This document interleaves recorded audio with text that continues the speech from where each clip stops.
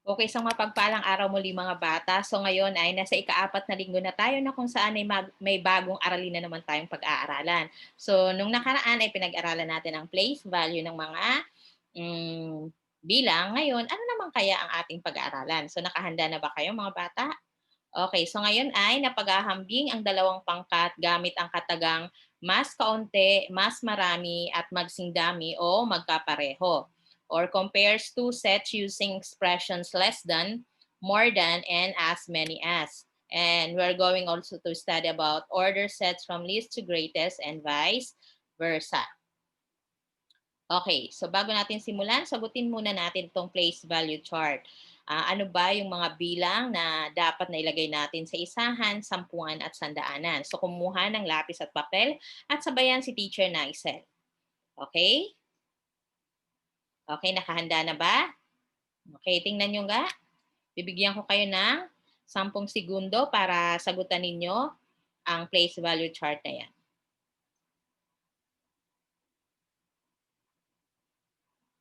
Okay, so simulan na natin kung tama ang inyong mga sagot. Okay, checkan nyo ang inyong mga gawa. Sunod.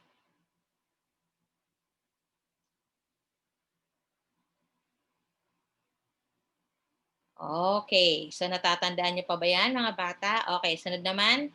Okay, so isulat sa patlang ang tamang bilang. So ngayon, tingnan ko nga kung tama rin ang magagawin ninyo tulad nung sa una. Okay, 10 segundo uli.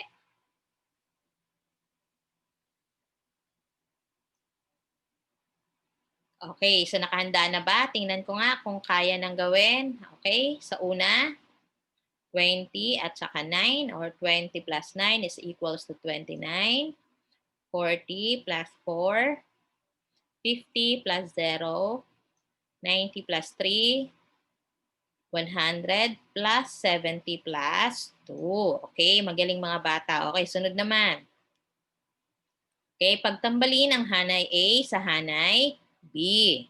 Okay, sa number 1, meron tayong 3 sampuan, 8 isahan, 5 sampuan, 4 na isahan, 4 na sandaanan, 2 sampuan, 0 isahan, 8 sampuan, 1 isahan, 7 sampuan, at 9 na isahan. So ngayon, ano nga ba ang katumbas nitong bilang?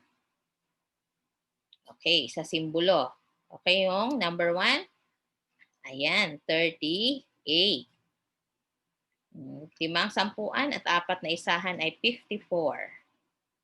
4 na sandaanan, 2 sampuan, 0 isahan ay 420. Okay, 8 sampuan, 1 isahan. At 7 sampuan, 9 na isahan. Okay, so nakahanda na ba kayo sa bagong aralin natin? So kanina, 'di ba, sa pagsisimula, sinabi ko gagamitin natin yung mga katagang singdami, magkapareho, mas kaunti or mas marami. So ngayon, ipapakita ko sa inyo ang mga larawan at sasabihin ninyo sa akin mamaya pag nakita ninyo kung anong kataga ang maaari ninyong gamitin. Okay. O ayan. Ilang ibon yan mga bata? Okay, sunod. Yan. Ilang ibon kaya naman itong pangalawa? Okay, so bilangin natin itong una, 1, 2, 3, 4. Sumunod naman, 1, 2, 3, 4, 5, 6, 7. So, ano sa palagay nyo? Ano ang masasabi ninyo sa 4? Ikukumpara natin dito sa 7 ibon. So, anong mga gamit ninyong pagkukumpara dyan? Okay. Ito ay, ang 4 na ibon ay mas kaunti sa 7 ibon. Or in English, ang mas kaunti ay less than. So, 4 birds is less than 7 birds. Ngayon, kung gagamit naman tayo ng bilang, ang 4, kumpara sa 5, less than. So, ito yung simbolo ng mas kaunti or less than. Nakaharap siya sa 5. Sunod, 15, less than 20. So, ang 15 ay mas kaunti sa 20. So, yan ang mas kaunti. Tingnan ninyo ha, nauuna ang pangkat na kaunti kesa sa marami. Kung sa bilang naman, nauuna ang maliit na bilang kesa sa malaking bilang. Ang gagamitin nating simbolo ay ito. At salita naman, mas kaunti at less than. Okay, sunod. O, ilang bibe meron tayo? Sa 2, 3, 4, 5, 6 yung pang-anim yung inahin. Okay, dito ilan? So, meron tayong 3. Anong mapapansin ninyo? Alin ang nauna? Konti o marami? So, ano kaya ang katagang gagamitin natin sa paghahambing? Okay, so mas marami or greater than or more than, no? Greater than, more than. Okay, kung bilang naman, ang 6 ay greater than or more than sa 3. 26 is greater than 19. So, intindihan ba yan mga bata? So, greater than and more than. Okay, sunod. Okay, isang kambing. Okay, at isa pang kambing. Anong napansin ninyo? Pareho lang sila ng bilang. So, anong masasabi natin sa kanila? Ano ang katagang gagamitin natin? Okay, magsing dami at meron pang isang pangalan or salita ng pareho lang ibig sabihin. Okay, magkapareho or sa English, as many as or equal or the same. Sa bilang naman, isa is equals to isa. Pareho. 100 equals to 100. So ito yung gagamitin natin sa pagkukumpara kapag simbolo naman. Okay, naintindihan? Okay, ngayon ay simulan natin ang pagsagot. Okay, ilang yoyo meron tayo dito? At ilang tops naman tayo dito? Okay, ito naman, ilang dolls dito, ilang bears, ilang cars, ilang robot. So ano ang gagamitin natin sa una? Sige nga, kumuha ng lapis at papel. At isulat ang inyong sagot. Bibigyan ko kayo ulit ng 10 segundo para sagutin yan. Okay, nakahanda na sa pagsagot. Okay, sa una ay magsing dami or magkapareho. Pangalawa, mas kaunti. At pangatlo ay mas marami. Okay, dito naman, gagamit naman tayo ng simbolo at gagamit tayo ng bilang. So, alin kaya dyan ang tamang sagot? So, kumuha ulit ng inyong sagutang papel at sabayan nyo si Teacher Nicel at bibigyan ko kayo ng 10 segundo. Sige.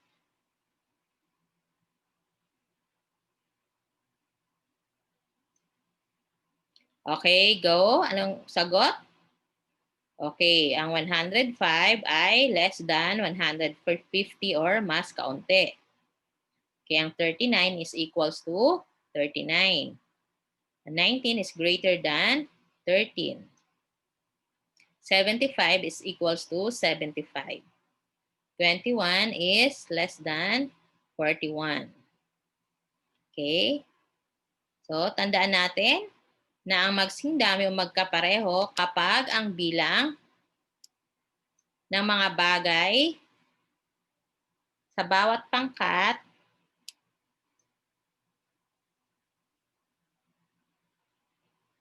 na pinaghahambing ay pareho ang dami o ang simbolong gagamitin natin ay ito, equal. Mas marami kapag ang bilang ng unang pangkat ng mga bagay ay mas marami kaysa sa ikalawang pangkat na pinaghahambing. At ito naman ang ating gagamiting simbolo.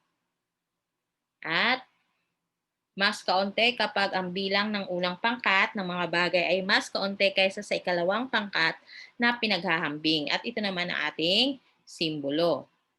Okay, so naintindihan ba mga bata ang paggamit ng Mga kataga sa paghahambing ng mga pangkat ng mga bagay o bilang. Okay, mas kaunti, mas marami at magsing dami or less than, more than, or equal or as many as. So ngayon, dadako tayo sa panibagong aralin na kung saan ito ay tungkol naman sa naiaayos ang pangkat ng mga bagay mula sa kaunti, paparami at mula marami, papaunti. O order sets from least to greatest and greatest to least. No? So, yan ang bago nating aralin. Okay, tingnan nga natin tong ating mga larawan. So, ang nauna rito ay 2, sumunod 4, sumunod ay 6, sunod 3, 5, 7. Ano ang napansin nyo sa ayos ng mga larawan? So, nagsimula siya mula kaunti, rami. Kung lalapatan natin ng bilang, makikita naman sa bilang na mula sa kaunting bilang, papalaking bilang. So, ito yung sinatawag nating least to greatest or mula kaunti, paparami. Tama ba? Nagsimula sa kaunti at papunta sa marami. So, yan yung una nating pagsasaayos ng mga bagay at bilang. Okay, sunod. Ito. Tingnan nyo nga ang larawan. Ito ay 9, 6, at saka ito ay 3. Dito naman ay 5, 3, 1. Ayan, Pasko na tayo. Malapit na ang Pasko. Ilang araw na lang, ilang buwan na lang. Ano naman ang napansin ninyo dito? So, ang mga bagay ay naayos mula sa marami, konti, or from greatest to least. At kung titingnan nyo sa bilang, kapag linagyan natin ng bilang o simbolo ng bilang, mula sa malaking bilang sa maliit na bilang. So, yan yung pagsasaayos ng grupo or pangkat ng mga bagay at mga bilang. Okay, ito. Tingnan nyo nga. Lagyan ng bilang isa ang bawat pangkat ng larawan para ipakita ang ayos mula sa marami unti. So, 1, 2, 3. So, ibig sabihin, ang number 1, yung pinakamarami. At ang number 3, yun yung pinakaunti. Okay? Bigyan ko kayo ng 10 segundo. Tingnan ang larawan at sagutan ninyo.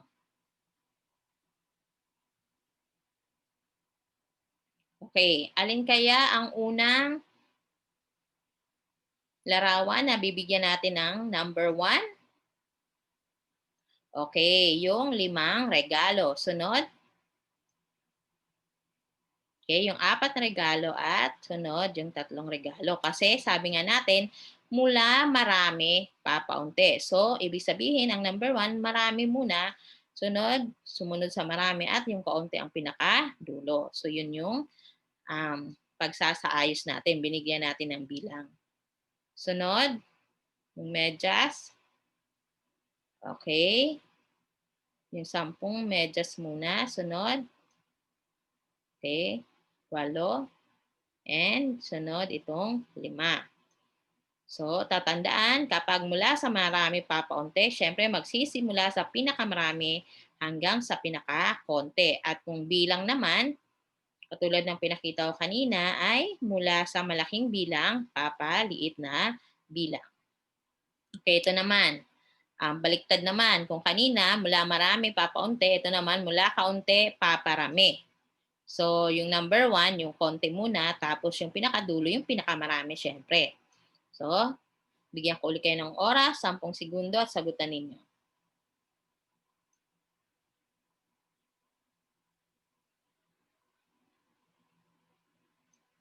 Okay, so nakahanda na ba? Okay, alin ba dyan ang mauna? Okay, yung 3 star muna, sunod. Okay, itong ilang star yan? 6 at sunod ay itong star kasi mas marami. Okay, sunod. Okay, 2 muna. Naging 5 at naging 7. So, yan naman ay mula kaunti, paparami. So, dapat nating tandaan, ang pangkat ng mga bagay ay naayos mula sa kaunti, paparami or least to greatest at mula marami, papaunti or greatest to least. So, tatandaan nyo yan mga bata ha. So, dalawa yung ating aralin ngayong linggong ito na kung saan naghahambing tayo at inaayos natin ang mga pangkat ng mga bagay o bilang. Okay? So, sana may natutunan kayo ngayong araw at sagutin ng maayos ang inyong worksheet at module. Kung maaari, kayo lang ang mag-isa ang sumagot, di baling mali, basta meron kayong natutunan. Kesa naman na iba ang gumawa, kinopya nyo lang kasi nga natatamad kayo magsulat or ano pa man yan, dapat kayo talaga ang gumawa. Okay? So hanggang sa muli, isang mapagpalang araw sa ating lahat.